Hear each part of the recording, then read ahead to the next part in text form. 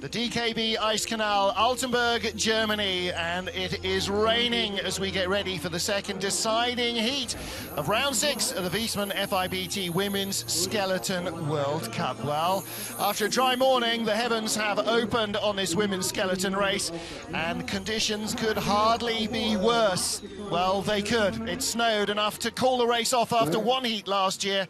That shouldn't happen here. Well, hello everybody, I'm Martin Haven, and sitting alongside me in the warm and dry is men's Olympic skeleton champion John Montgomery. John, you got to hope that it doesn't turn into this tomorrow, right? Well, I've got my fingers crossed. I'm not holding my breath, though, because I may pass out. I have a sneaking suspicion that we're going to get more of the same tomorrow. Off the slowest start, barring one in the first heat, Germany's Marion Thies turned in a third fastest run. Now, she's in the medals already, but how does she do it? She's got exceptional form, great driving lines, and good equipment. You know, those three things combined allow her to be exceptional as far as her competitiveness is concerned, because her start just isn't, unfortunately, for her. Well, she gives away 0.4 of a second to teammate Anja Huber, who was the fastest of the starters. Last year's race winner is in the hunt for another victory here in Altenberg, but the girl from Bischofswiesen in Bavaria lies second after Heat 1. She's quarter second back, John. Do you think she can bridge that gap? This is one of her home tracks, and over Katie Ulander, who has some familiarity with the track, but it's not one of her home tracks. Anja's got as good a chance as any to be able to pick away at that margin and claim a victory here today over Katie, but Katie's not going to give it to her. There's no question about that. Great slider, always cool, calm, and composed for the most part on the track. She's had some, ups and downs this year. A couple wins, but some lackluster results as well. So let's hopefully she can be consistent and maintain her heading on the second run. Well, all three of the girls in the top 3 positions have won races this season. Katie Ulander has won 2 in Salt Lake City and in La Plana last time out before Christmas. She leads now, and she will go last of the 20 sliders. 4th place, Noel Piker's pace, and the American will join us in the booth tomorrow to call a men's race. And again, with Lizzie Arnold right behind Marion Thies, that's a close battle for that bronze medal, and who knows, maybe more.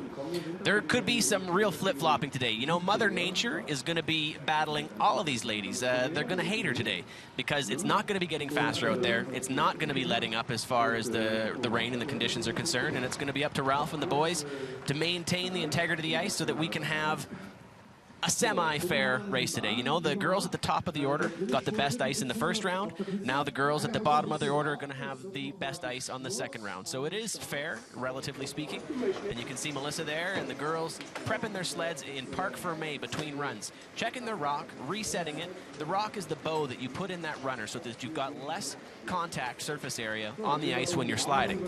More rock is less control, but it also equals more speed if you can handle it. So today, with the slippery conditions out there, some of them might be putting it down just a notch so that they've got a little bit more contact patch and a little bit more control on this water slide of an Altenberg track here today. Of course, the other thing is the ice temperature. It's +3 nominally. Of course, it won't be. It'll be at about freezing, but it's certainly not -10. So you can't use such a small contact patch. It'll just dig in. You can't. It will bleed speed because it will, like you said, dig into the ice a bit more. If you get a little bit off a center, it's going to act as that hockey skate as we've described in the past. Well, what about this track? It's got a reputation as being a really tricky track and quite dangerous and difficult. It can be ominous for a beginner slider to come here, and even for some of the vets. Corner 4, corner 10 can be really tricky, and it's got one of the longest starts next to La Plana in France there, so you have to get over this crest before you dive onto your sled. Right just back there by that wood is something you can use visually.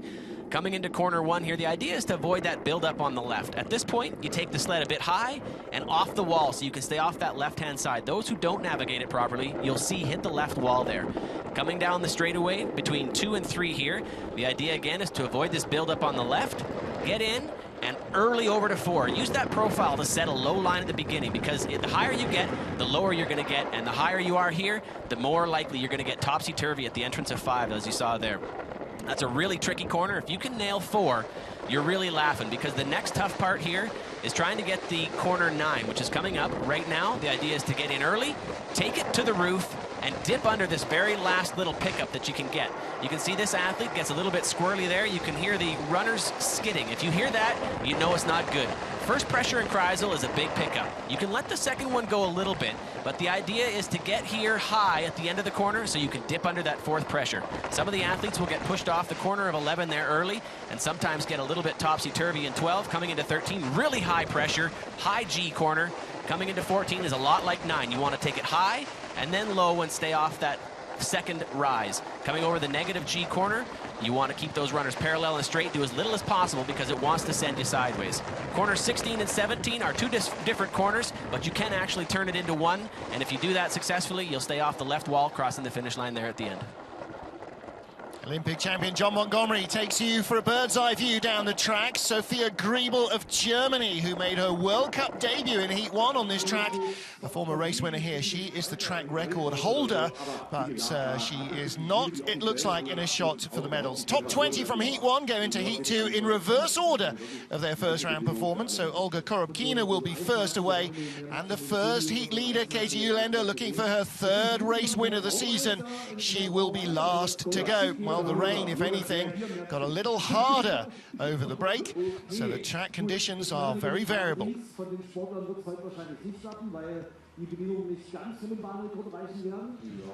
Top of the track at the DKB Ice Canal in Altenberg, Germany. It's Wiesmann World Cup number 6 for women's skeleton, and there in the gloom at the top with the lights already on at just 3 o'clock in the afternoon is the first of our 20 starters in the second and deciding heat. Russia's Olga Korobkina, with the top 3 Russian girls all the way training in St. Moritz for the World Championships. It is Russia's 4th, 5th and 6th place selections that are in the field. Korobkina off the 19th fastest start, 6:05 in the first heat, 6:23. John Montgomery should have hoped to have got a little bit better than that. Well, and you might be experiencing some of the frost that was building up in that spur there. You can see that she got a bit of a wiggle at the end. I know they're trying to do their best to maintain that start, but it's definitely working against them right now. And she seems to be having some decent lines here on her second go at the track. You can tell that they've done some preparation to it. A lot of that standing water is now removed. You can see it sort of looks a bit glistening down the straightaway there. And not quite as frosty, I think, as it was on the first descent. We've seen rivers of water running down the track from the consistent rain. Puts you in mind almost the World Championships in Lake Placid in 2009, where it was just whitewater rafting. And it was eerily reminiscent of the 07-08 World Championships here in Altenberg, which was definitely rain affected, but all 4 heats counted in that particular sporting event. 1:03.07. Wow. Definitely slower. Yep, that's a couple of tenths of a second slower than, or 1/10 of a second slower than her first run. And of course, you know, the more water falls on the ice, the softer the tiny little surface layer that you actually run on is going to be. And the more that it comes in contact with your runners when you get that frost. Early entrance into 4, maybe a bit too early, actually. You can see her get a little bit out of control, bumping that right-hand wall, coming down the straightaway and dragging the toe on into Kreisel. Does a good job of controlling that first pressure, not getting up into the frost. Lets the second one get a little bit away from her, but you can do that here. You want to have your third pressure high enough that you can carry some height around and dip under that fourth pressure in Kreisel. Olga Korobkina of Russia is the race leader then. And next up, Joske Leconte of the Netherlands. Decent start, 5:76, 9th fastest. But the bottom half of the track was not tidy. This should tell us what the start is actually like here with a 5:89, so definitely slower. 5:76 on her first, nearly 15 hundredths slower on her second start.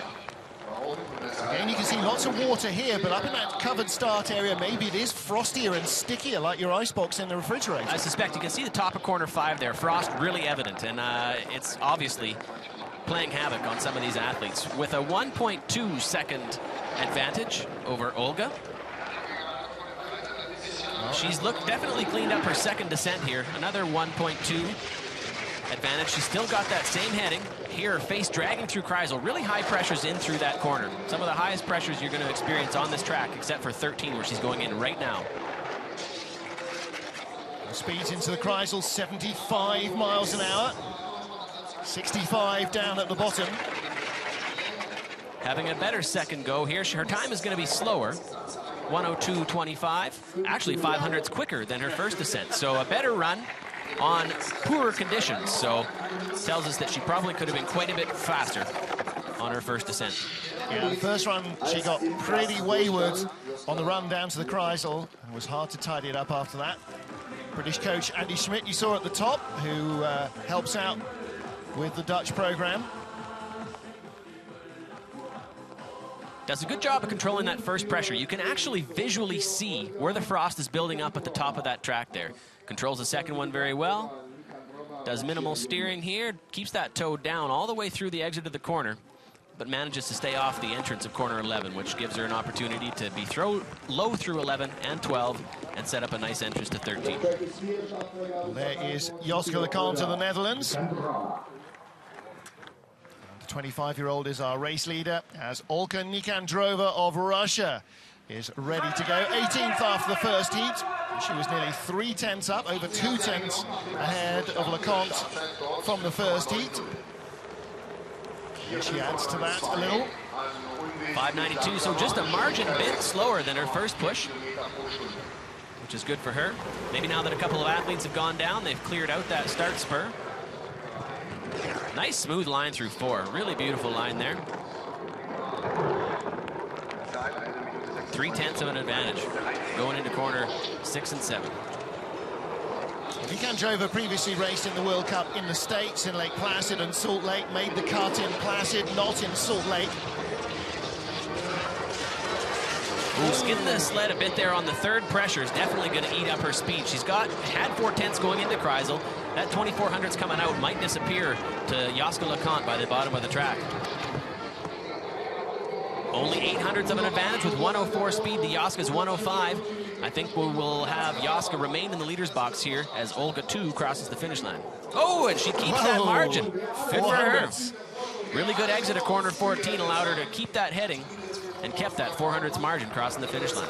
Yeah, one of the things we say about any of these ice sliding tracks is all the corners are difficult. You can crash on any one of them, and you can win or lose a race in any one of them as well. It doesn't have to be really challenging to mess it up, and it doesn't have to be really challenging to cost you dearly.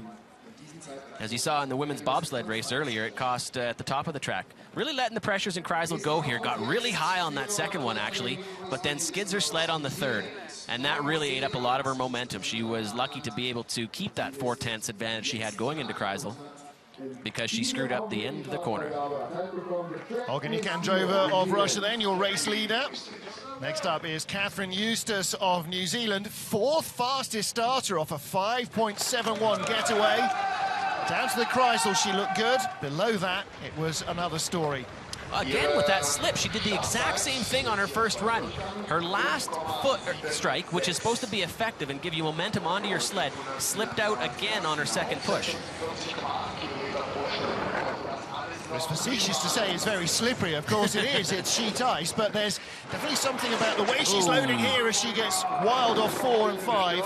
Avoided a complete yard sale, which is what can happen at the end of 4 if you don't catch that second pressure, and she just caught it in time to only get a bit topsy-turvy. Well, she's 2 kilometers an hour down in terms of speed. That's not going to go well. 105 coming out.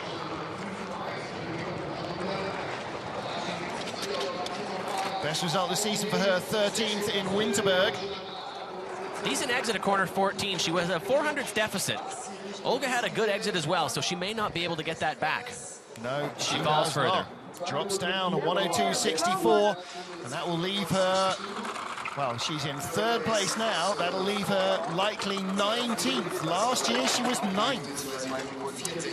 Bit of a disappointing day for her, and, you know, you got a few different things working against her today. Last year was just a 1-run heat. Today she had to be consistent twice, but there you saw the exact same thing happen to her on her second load, and she's really going to want to improve on that in next week's race in Koenigsee, which she's already looking forward to. I can promise you that. Really low through corner 4 and high. She's underneath the blinds there before she comes out and gets what we call the scorpion into 5. That back leg, bet she's standing on dry ground. She can't do that with her body, but it's amazing what the sport of skeleton does to you. Its forces play on your body when you're descending the track and make a mistake. Shows how relaxed you got to be on the sled as well. Next up, Lelda Priedjelena of Latvia. Didn't make the cut in last year's race. She was 16th in the first heat here. Loaded a bit early on her sled here. Could have had a better than a 585 getaway if she had just taken 4 more steps, 2 on each leg, and got over that crest.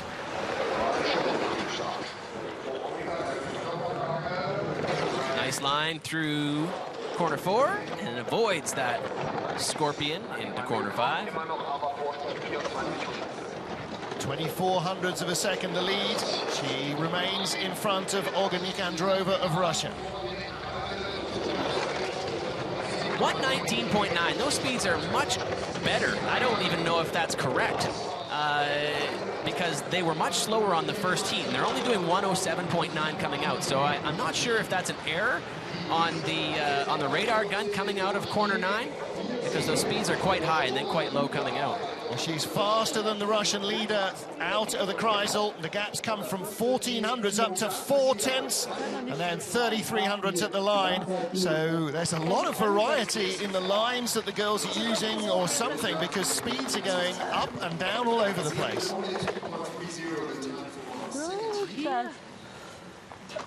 And they may be taking that speed at the entrance to Kreisel on this run as opposed to the exit of corner 9 on the last one. You're going to accelerate down that long straightaway, and that might be the reason for the difference that we're seeing in speeds when they post it on that Kreisel entrance. Here's her start. Little Day is a strong starter. She just needs to take a couple more steps. You can see she's still flat and now starts to descend. If she would have taken a couple more, she can find a few more precious hundredths, which by the bottom of the track have a multiplier effect. If you can increase your start speed by simply a tenth at the top, it's sometimes as much as 3 tenths by the bottom of the track. Don't ask me about the math. I'm not quite sure how that works, but that's what I've been told by people who are much smarter than myself, which is nearly everybody. 15th after the first heat, UK's Donna Crichton. British girl started 5.64 in the first heat. That was the second quickest getaway, 5.64 again.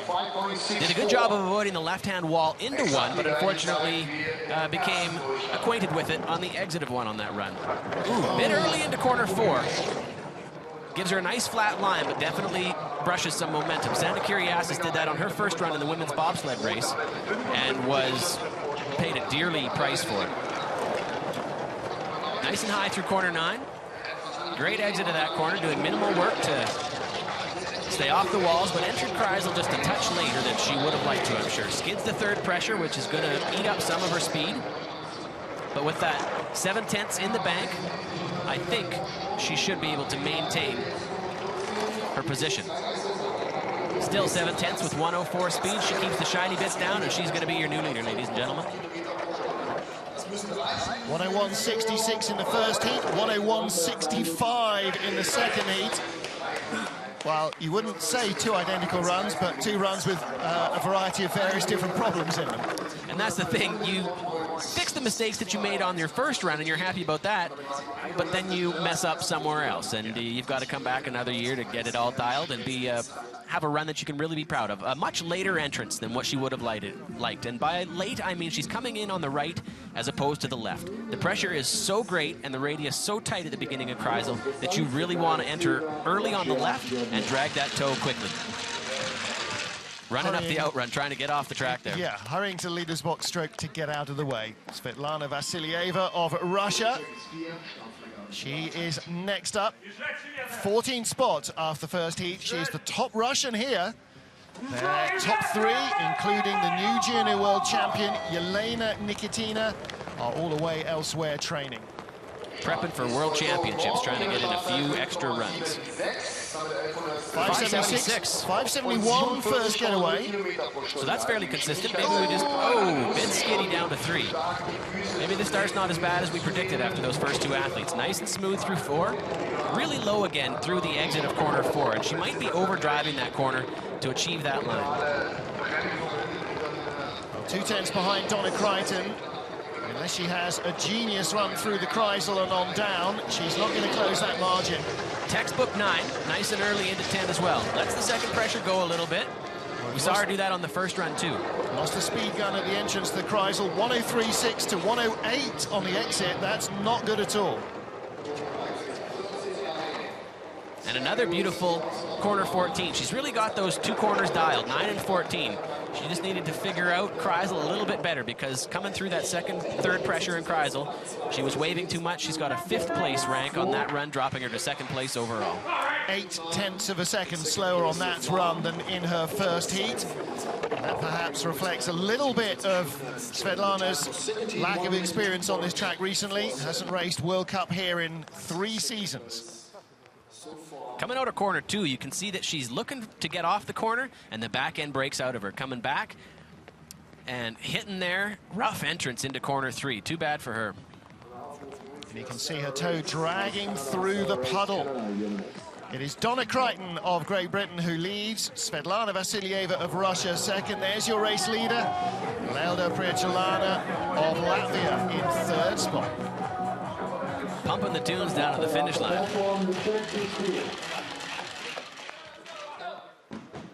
Canada's Sarah Reid, 13th after the first heat from an electrifying getaway, got as far as corner 1, John Montgomery, before it all went sideways. Yeah, the wheels unfortunately fell off the bus on the exit of that groove, and now it sends her the other way. She's a bit late to corner 1, but that should play to her advantage, keeping it off the left wall, but she still took a small nick, pushing her away from 2, having to do more work to navigate through corner 2 than she would have liked in a bump before 3. Sarah's not off to a roaring start once again. Well, the start time says a 5:84 compared to 5:69 in the first heat. Can that be right?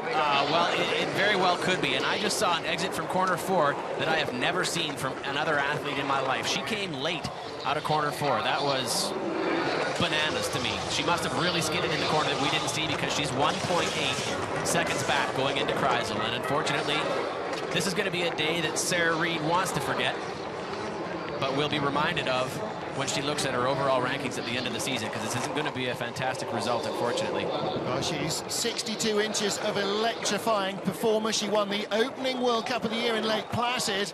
It's going exactly in the wrong direction here. Wow. Yeah, and that was all from the top of the track. Corner 4 is where it really went bad, and we can't actually see the mistake, I don't believe, because she came out, like I said, like I've never seen somebody come out of corner 4 before. Ideally, if you could have that and not do a lot of work, that would be awesome, but it's just not possible without really skidding your sled somewhere. Corner 3, you can see her get a little bit squirrely here, comes back towards that wood on the right-hand side, and bumps before 3. That's going to push her late and give her probably a really hard cross into 4. And that might be where she broke out badly. Grey, miserable. Oh, and it's raining out. Yep. All of the above. Check the boxes for the kind of weather that you don't want to compete in. Lucy Chaffer of Australia.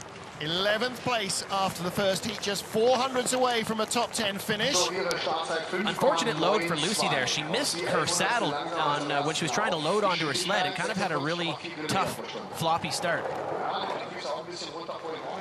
Chaffer finished in 10th place in the race last year.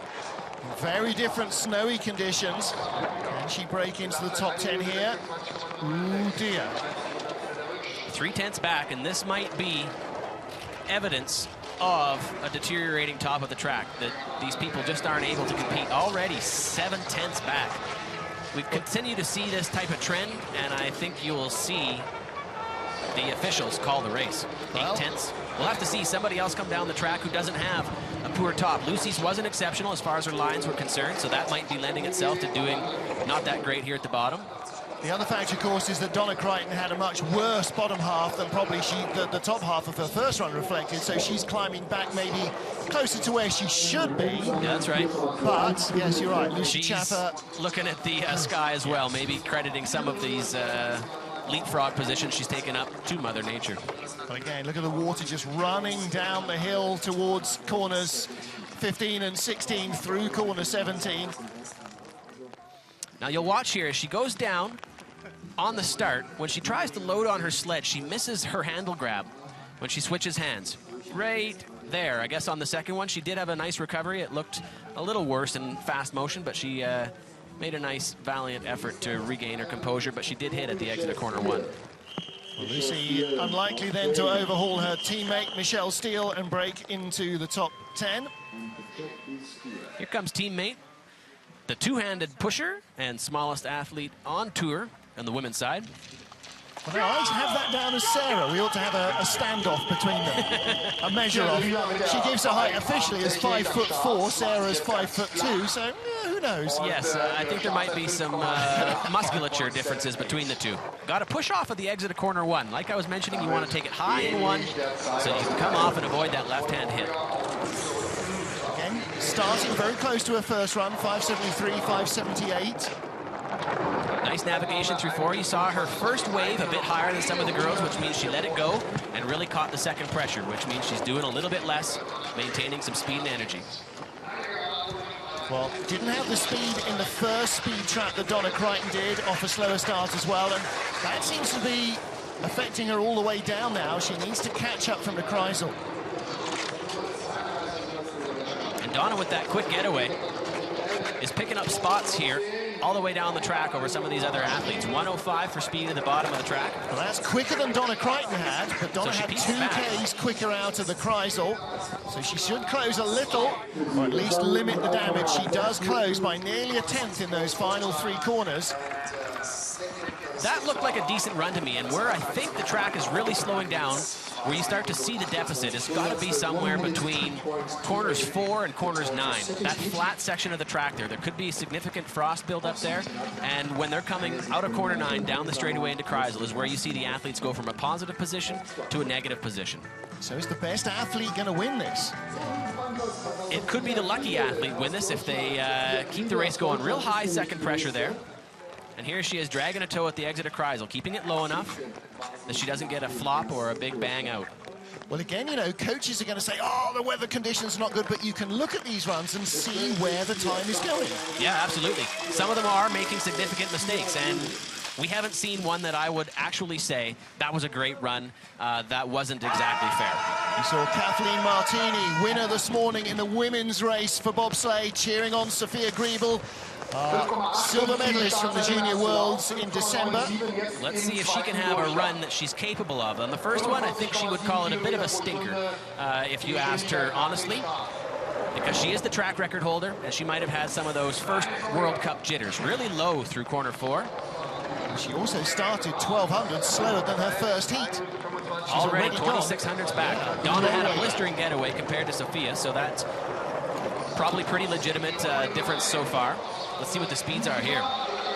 Tracks neatly down the straight into the Kreisel. Donna Crichton had 108.1 on the exit. This will tell us something. 109.2. 109.3. So from your track record holder here with better speeds than Donna, she's going to be able to pick back some of that deficit that she had coming out of corner 9. 410s, 106. Can she bring it back to lead here? That will be incredible if she can. 106 is the fastest we've seen so far. Third away. And that's not that unrealistic, you know, with the difference of the start numbers and the deficit that she had going into corner 1. That's pretty realistic. She had higher speeds coming down the track, which tells you that she drove better, that the ice conditions aren't that bad. I'll tell you what else is happening. Look at the flags. Look at the wind blustering across. It's really picking up. Well, the start, again, you know, 1400 slower. Yeah, like we were saying earlier, that 1400s deficit has a tendency to compound until you can reach maximum velocity. 45.7 compared to 47 kilometers an hour coming out of the start spurt. That's significant. That's going to play into Donna's advantage and the reason why she's still in the leader's box over Sophia. Could end up being a big day for Donna Crichton. Shelley was technically poor on her first start there, and I don't blame her. She's probably a bit weak from being absolutely ravaged with the flu this week, but if she can get a little bit more technically proficient here, which she already appears to be, she'll find some of that speed that she was missing on her first start. She can stop her teeth chattering and her head swimming. 6.06. That's 6.06. Well, that makes Marion Thies look relatively competitive. Shelley is clearly not where she needs to be, which is under the duvet, yeah. But she went from like a 15th start on her first run, a bit of a push off the entrance of corner 5, down to 4th by the exit of corner 9. So we'll see if she can have that same type of heading coming out of corner 9 this time. She's brought it back down, to 10 hundredths deficit, but it's already increased to 3/10. Gets the line back.